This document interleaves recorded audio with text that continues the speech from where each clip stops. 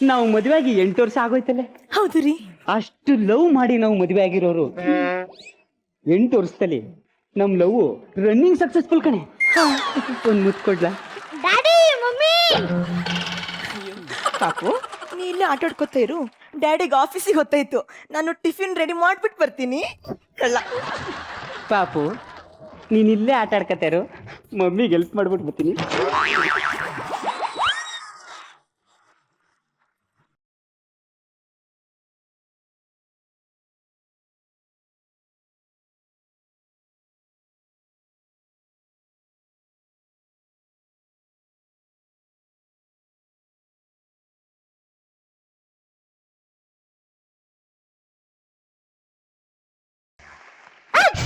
ಲೇ ಆಟ ಆಡ್ಕೊಂಡ್ರೆ ಏನೋ ಮಾಡ್ತಾ ಇದ್ಯಾ? ಡ್ಯಾಡಿ ನನ್ ಸಾಂಗ್ ನ ಫೀಲ್ ಮಾಡ್ತಿದ್ದೆ ಡ್ಯಾಡಿ. ಸಾಂಗ್ ಫೀಲ್ ಮಾಡೋ ವಯಸ್ಸು ಇನ್ನೂ ಆಯ್ತ ಕಣ. ಏನೇ ಇವನು ನಿಮ್ ಬುದ್ಧಿ ಎಲ್ಲೋಗುತ್ತೆ? ಇವಳೊಬ್ಳು ಕರ್ಕೋಗೆ ಬಳಿಕೆ. ನೀವ್ ಹಿಂಗೆ ಓಡಾಡ್ತಾರಿ, ಕೋಳಿ ಕೌಚಾಕೊಂಡ್ ಹೋಗುವಂತ ಒಂದು ಕುತ್ಕೊಳಕ್ಕಾಗಲ್ವಾ? ಬಾಯ್ಲಿ ಓಯಾ. ಶೀಲಾ ಶೀಲಾ ಶೀಲಾ ಬೇಗ ಬಾರಿ, ಹಿಮಾಲಯದಿಂದ ಪ್ರಸಾದ ತಂದಿದ್ದೀನಿ, ಇಲ್ಲಾಂದ್ರೆ ಕರಗೋಗ್ಬಿಡುತ್ತೆ. ಶೀಲಾ ಶೀಲಾ. ಯಾರು? ಇದೇನು ಈ ಮನೇಲಿ ಕರೆದ್ರೆ ಆ ಮನೇಲಿ ಸೌಂಡ್ ಬರುತ್ತೆ? ಶೀಲಾ. ಏನು ಇಲ್ಲ ಮುಂದಗಪ್ಪ. ಶೀಲಾ ಶೀಲಾ. ಅಯ್ಯೋ ಶೀಲಾ. ಯಾರಿದು?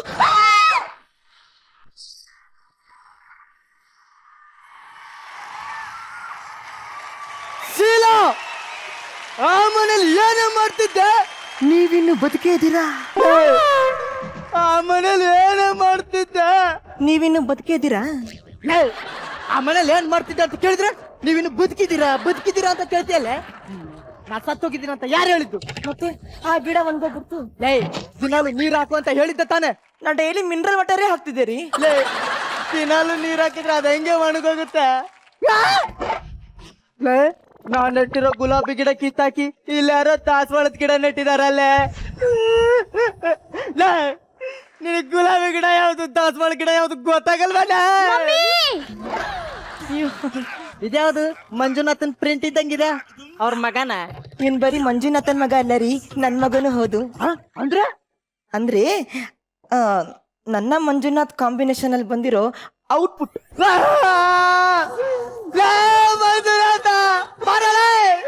ಯಾರೇ ನನ್ನೇನ್ ಕರ್ದವನು? ಯಾರ? ನೀವ್ ಇನ್ನೂ ಬದುಕಿದ್ದೀರಾ? What a miracle. ಮಿರಾಕುಲ್ ಅಂತ ಮಿರಾಕುಲ್. ನಿನ್ ಜನ್ಮಕ್ಕೆ ಬೆಂಕಿ ಹಾಕ. ನಾನ್ ನೆಟ್ಟಿರೋ ಗುಲಾಬಿ ಗಿಡ ಕಿತ್ತಾಕಿ ಅಲ್ಲಿ ದಾಸವಾಳದ ಗಿಡ ನೆಟ್ಟಿದ್ ನೀನ ತಾನೆ? ನೋಡು ಶಂಕರ್, ಈ ಗಿಡ ನಾನ್ ನೆಟ್ಟಿದ್ದು ಅಂತಂತ್ರ ಬೇಕಾದ್ರೆ ಹೇಳು, ನೋಂಬ್ತೀನಿ. ಅದ್ಬಿಟ್ಟು ಈ ಒಣಗೋಗಿರೋ ಗಿಡಕ್ಕೂ ನನಗೂ ವ್ಯತ್ಯಾಸ ಸಂಬಂಧ ಏನೂ ಇಲ್ಲ. ನನಗದ ಯಾವ್ದು ಗೊತ್ತಿಲ್ಲ. ನಿನ್ ಮಗ ನೀಚ, ನಾನು ನೆಡ್ತೀನಿ, ನನಗ್ ಕೊಡು. ಶಂಕರ್, ಮಗು ಬೇಕಾದ್ರೆ ಕರ್ಕೋಗು, ಹೆಂಡತಿ ಮಾತ್ರ ಕಳಿಸಕ್ಕಾಗಲ್ಲ. ನನಗ್ ಮಗು ಬೇಡ, ನನಗ್ ನಾನು ನೆಡ್ತೀನಿ ಬೇಕು. ಶಂಕರ್, ಹಿಮಾಲಯ ಪರ್ವತಕ್ಕೆ ಯಾಕೆ ಹೋಗಿದೆ? ಮಗುಗೋಸ್ಕರ. ಕೊಡ್ತಾ ಇದ್ದೀನಲ್ಲ, ತಕೋಗು. ನನಗ್ ಮಗು ಬೇಡ, ನನಗ್ ನಾನು ನೆಡ್ತಿಬೇಕು. ಡ್ಯಾಡಿ ಯಾರಿ ಅಂಕಲ್? ಅಯ್ಯೋ, ಡ್ಯಾಡಿ ಪೊಸಿಷನ್ ಅಲ್ಲಿ ಇರೋನು ಅಂಕಲ್ ಆಗ್ಬಿಟ್ಟವನೆ. ಅಂಕಲ್ ಪೊಸಿಷನ್ ಅಲ್ಲಿ ಇರೋ ನಾನು ಡ್ಯಾಡಿ ಆಗ್ಬಿಟ್ಟಿದ್ದೀನಿ ಮೈ ಸರ್. ನಿಂಗೆ ಗೊತ್ತಾಗಲ್ಲ ಸುಮ್ಮನೆ. How it is possible, daddy? Impossible is possible my sir. ಆಹಾ ಆಹಾ, ನೋಡ್ರ ತಂದೆ ಮಗನ ಸಂಬಂಧ ನೋಡ್ರ.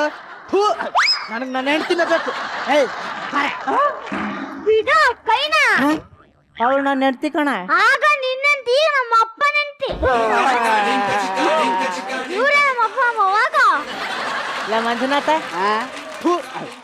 ಈ ಮಗು ಸೇಮ್ ನಿಂತರನೇ ಇದೆ ಅಲ್ಲ? ಬೇವನ್ ಮರದಲ್ಲಿ ಮಾವನ್ಕಾಯಿ ಹುಟ್ಟುತ್ತ ಬ್ರದರ್. ನಿಮ್ ಯೋಗ್ಯತೆಗೆ ಬೆಂಕಿ ಹಾಕ. ಏನ್ರಿ ಎಲ್ಲಿಗೆ ಹೋಗ್ತಾ ಇದ್ದೀರಾ? ನಿನ್ ಸುಪ್ನಾಥ ಸಂಸಾರ ನೋಡೋದಕ್ಕಿಂತ ಭಜನೆ ಮಾಡೋದು ಒಳ್ಳೇದು. ಅಲ್ಲ, ಹೋಗೋದು ಹೋಗ್ತಿದ್ದೀರಾ, ಒಂದು ಗಿಡ ನೆಟ್ಬಿಟ್ಟು ಹೋಗಿ.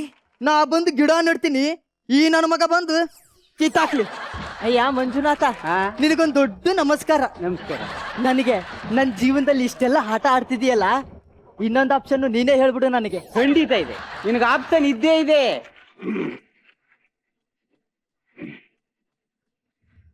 ತಗ, ನಾನು ಹೆಂಗ್ ಸಾಂಗ್ ಹಾಕಂದ್ ಪಟಾಯಿಸಿದ್ನ ಹಂಗ ನೀನುವೆ ಬೇರೆ ಏರಿಯಾಗೆ ಹೋಗಿ ಟ್ರೈ ಮಾಡು, ಸಿಕ್ಕಿದ್ರು ಸಿಕ್ಬಹುದು.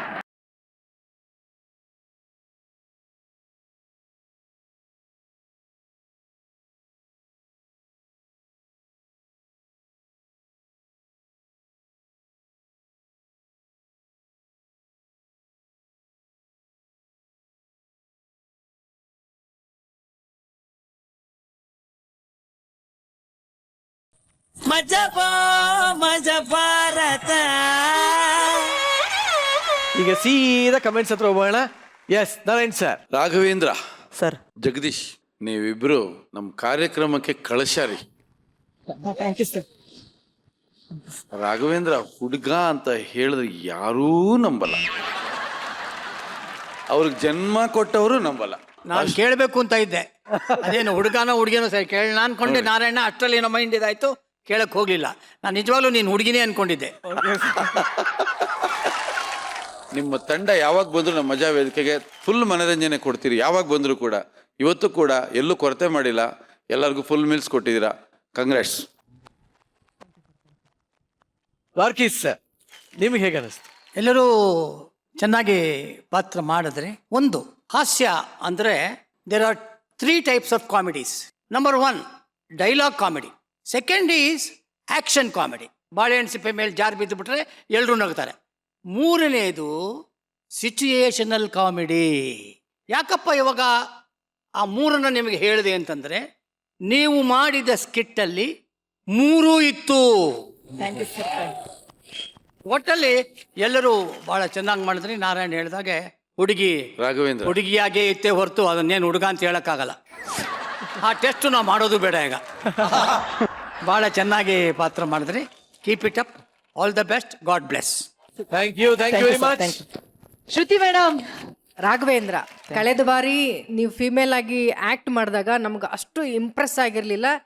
ಈ ಸಾರಿ ತುಂಬಾ ಮುದ್ದಾಗಿ ಆಕ್ಟ್ ಮಾಡಿದ್ರಿ, ತುಂಬಾ ಮುದ್ದಾಗಿ ಕಾಣ್ತಾ ಇದ್ರಿ, ತುಂಬಾ ಚೆನ್ನಾಗಿ ಆಕ್ಟ್ ಮಾಡಿದ್ರಿ. ಒಂದು ಸೀನಲ್ಲಂತೂ ನೀವು ಮಂಜುನಾಥ್ ಮಂಜುನಾಥ್ ಅನ್ನುವಾಗ ನಮ್ಗೆ ಕಲ್ಪನವರೇ ಜ್ಞಾಪಕ ಬರ್ತಾ ಇದ್ರು. ಅಷ್ಟು ಚೆನ್ನಾಗಿ ಆಕ್ಟ್ ಮಾಡಿದ್ರಿ Raghavendra. Super. Thank you very much. ಸದ್ಯಕ್ಕೆ thank you very much. Thank you very much. Maja Bharata. ಇವತ್ತಿನ 3 ಪರ್ಫಾರ್ಮೆನ್ಸ್ ನಾವು ನೋಡಾಗಿದೆ. ಯಾರ ಮೂಡಿಗೇರುತ್ತೆ ಕಿರೀಟ ಅನ್ನೋದು ತಿಳ್ಕೊಳ್ಳೋಂಥ ಸಮಯ. ಸೂಪರ್ ಯಾರು ಸುಮಾರ್ ಯಾರು ಅಂತ ಹೇಳಿ ನಮ್ಮ ಜಡ್ಜಸ್ ತೀರ್ಮಾನ ಮಾಡುವಂತಹ ಟೈಮ್ ಇದೀಗಾಗಲೇ ಬಂದಿದೆ. ನಮ್ಮ ಇವತ್ತಿನ 3 ಟೀಮ್ಗಳಲ್ಲಿ ಸೂಪರ್ ಯಾರು ಸುಮಾರ್ ಯಾರು? ಸೂಪರ್ ರಾಘವೇಂದ್ರ ಅವ್ರನ್ನ ಆಯ್ಕೆ ಮಾಡಿದ್ದೀವಿ. Raghavendra.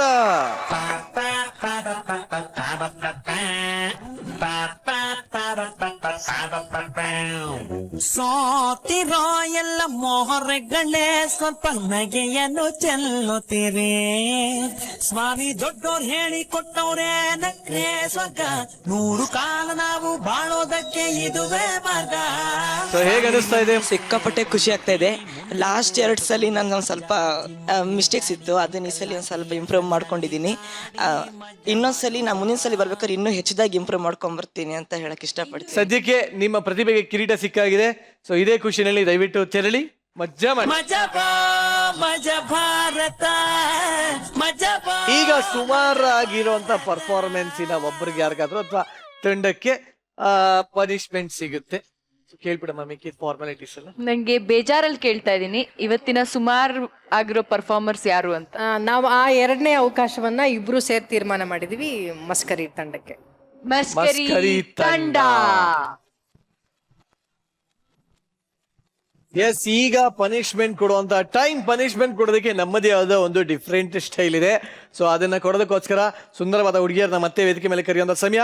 Babies come on stage.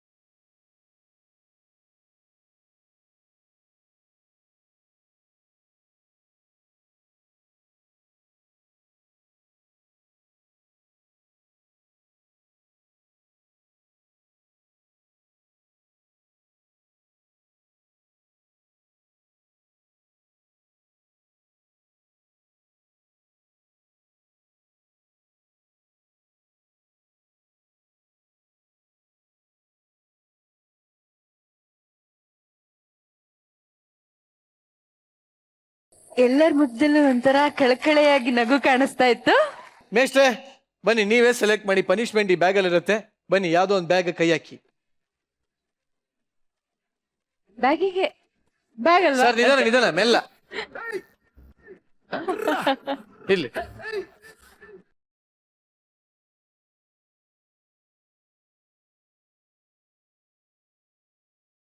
ಇವರಿಗೆ ಸಿಕ್ಕಿರೋಂತ ಪನಿಷ್ಮೆಂಟ್ ಬಗ್ಗಿಸಿ ಎಲ್ಲರನ್ನು ನಗಿಸಿ.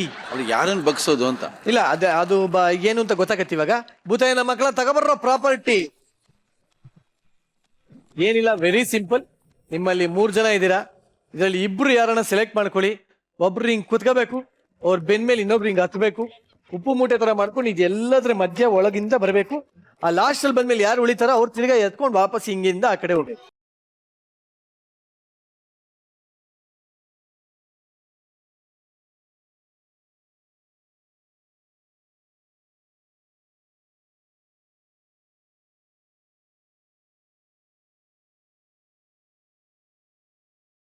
ಸೂಪರ್ ರೀ, ನೀವು ಸೂಪರ್. ಇಷ್ಟು ಲೀಲಾಜಾಲಾಗಿ ಮಾಡಿದ್ದೀರಾ, thank you very much. So next time ಇನ್ನೂ ಚೆನ್ನಾಗಿರೋ ಸ್ಕಿಟ್ ತಗೊಳ್ಳಿ, ಇನ್ನೂ ಜಾಸ್ತಿ ನಮ್ಮೆಲ್ಲರನ್ನು ರಂಜಿಸಿ. ಈಗ ಸದ್ಯಕ್ಕೆ ಹೋಗ್ಬಿಟ್ಟು ಬನ್ನಿ. ಸೊ ಇದರೊಂದಿಗೆ ಇವತ್ತು ನಮ್ಮ ಜೊತೆ ಇಷ್ಟೋ ತನಕ ಇದ್ದಂಥ ದ್ವಾರಕೀಶ್ ಸರ್ ದಯವಿಟ್ಟು ವೇದಿಕೆ ಮೇಲೆ ಬರಬೇಕು. ಹಾಗೆ ಎಕ್ಸಲೆಂಟ್ ಸರ್, ಶ್ರುತಿ ಮೇಡಮ್. ಎಸ್, ಇಷ್ಟೋ ತನಕ ನಮ್ಮ ಜೊತೆ ದ್ವಾರಕೀಶ್ ಸರ್ ಇದ್ರು. ಸರ್, ಏನು ಹೇಳಕ್ ಇಷ್ಟಪಡ್ತೀರಾ? ಅವ್ರ ಬಗ್ಗೆ ಏನೇ ಮಾತಾಡಿದ್ರು ಕೂಡ ಆ ಮಾತು ತುಂಬ ಸಣ್ಣದಾಗ್ಬಿಡುತ್ತೆ. ಕನ್ನಡ ಚಿತ್ರರಂಗಕ್ಕೆ ಕೆಲವು ಮುತ್ತುಗಳಿವೆ. ಆ ಮುತ್ತುಗಳಲ್ಲಿ ದ್ವಾರಕೀಶ್ ಅಣ್ಣ ಕೂಡ ಒಂದು ಮುತ್ತು ಅಂತ ಹೇಳಕ್ಕೆ ನಾನು ವೇದಿಕೆ ಇಷ್ಟಪಡ್ತೀನಿ. ಮಜಾ ಭಾರತ ಈ ತಂಡದಿಂದ ಅವರಿಗೆ ಆಯಸ್ಸು ಆರೋಗ್ಯ ಹೆಚ್ಚಿಗೆ ಕೊಡಲಿ. 50ನೇ ಚಿತ್ರ ಇವತ್ತೇನು ಭರ್ಜರಿ ಯಶಸ್ಸನ್ನ ಕಂಡಿದೆ, ಆದಷ್ಟು ಬೇಗ ಅದು ದೊಡ್ಡ ಮಟ್ಟದಲ್ಲಿ ಶತದಿನೋತ್ಸವವನ್ನು ಆಚರಿಸಲಿ. ಆ ಸಂಭ್ರಮವನ್ನು ನಾವು ಈ ವೇದಿಕೆ ಮೇಲೆ ಆಚರಿಸೋಣ ಅಂತ ನಾನು ಅವರಿಗೆ ಹೇಳಕ್ ಇಷ್ಟಪಡ್ತೀನಿ. ಸರ್, ಈಗ ದ್ವಾರಕೀಶ್ ಸರ್ ಇಷ್ಟೊತ್ತಂಗ ನಮ್ಮ ಜೊತೆ ಇದ್ರಿ. ಈ ಮಜಾ ಭಾರತ ಕಾರ್ಯಕ್ರಮ ನಿಮ್ಗೆ ಹೇಗೆ ಅನಿಸ್ತು? ಮಜಾ ಭಾರತ ಅನ್ನೋ ಕಾರ್ಯಕ್ರಮಗಳು ಬೇಕಾಗಿವೆ ಈ ದಿನ. ಬಹಳ ಜನ ನಟರುಗಳಿಗೆ ಅವಕಾಶ ಸಿಗುತ್ತೆ. 2 ಆ್ಯಕ್ಟರ್ಗಳಿದಾರಂತೆ ಜೀವನದಲ್ಲಿ, 2 ಹೀರೋಗಳಿದಾರಂತೆ ಜೀವನದಲ್ಲಿ. ಒಬ್ಬ ಗೆದ್ದ ನಟ, ಒಬ್ಬ ಗೆಲುವನ್ನು ಹುಡುಕ್ತಾ ಇರೋ ನಟ. 2 ನಟರು ಆಸೆಗಳನ್ನು ಹೃದಯದಲ್ಲಿ ಮುಚ್ಚಿಟ್ಟುಕೊಂಡು ಹೃದಯದಿಂದ ಎಂದು ಆ ಆಸೆ ಈಡೇರುತ್ತೋ ಅಂತ ಹೊಂದಿರುವ ಕಲಾವಿದರುಗಳಿಗೆ ಈ ಥರ ವೇದಿಕೆ ಬಹಳ ಮುಖ್ಯ. ಈ ಮಜಾ ಭಾರತ ಆ ಥರ ಒಂದು ಕಲೆಯನ್ನು ತೋರಿಸುವ ದೊಡ್ಡ ವೇದಿಕೆಯಾಗಿದೆ. ಅದಕ್ಕೆ ನನ್ನ ಹೃತ್ಪೂರ್ವಕವಾದ ವಂದನೆಗಳು. ಆಲ್ ದ ಬೆಸ್ಟ್ ಫಾರ್ ಮಜಾ ಭಾರತ. ಶ್ರುತಿ ಮೇಡಮ್ ಕೂಡ ಏನಾದ್ರೂ ಏನಿಲ್ಲ, ನನಗೆ ಮಾತೇ ಬರಲ್ಲ ಅವ್ರು ನೋಡ್ತಿದ್ದ ಹಾಗೆ.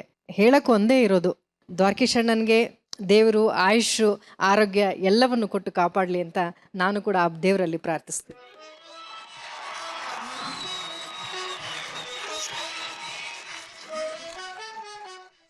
ಸೊ ಇಲ್ಲಿವರೆಗೂ ನೀವು ನೋಡಿದ್ದು ಮಜಾ ಭಾರತ.